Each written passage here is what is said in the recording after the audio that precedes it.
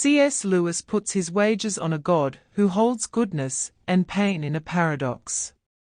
The problem of pain demonstrates a more distant, less emotional reaction to humanity's situation, while a grief observed reads like a psalm of lament from within pain itself.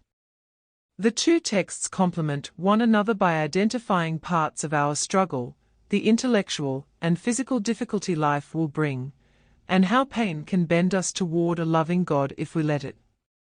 The problem.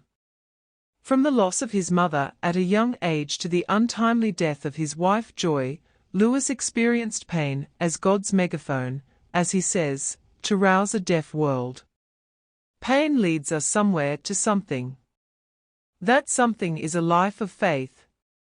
Just as there is importance placed in a strong rope, when you're dangling from a precipice, faith is the only way to pull ourselves out from a life of desperation, a life of anxiety and need, a life of doubt and insecurity.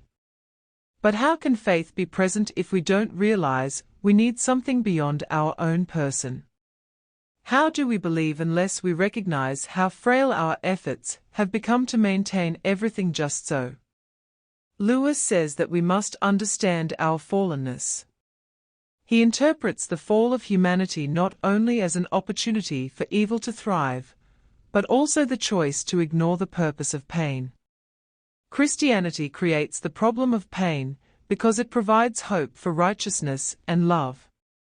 Without the revelation that God loves us, the painful world would make sense. Pain would have no cause. Let's face it, it's much easier to dismiss God or to regard him only as an airman regards his parachute, as Lewis says, there only if he needs it but he hopes he never does. When we run headlong into God, Lewis contends that pain is demanded. Why?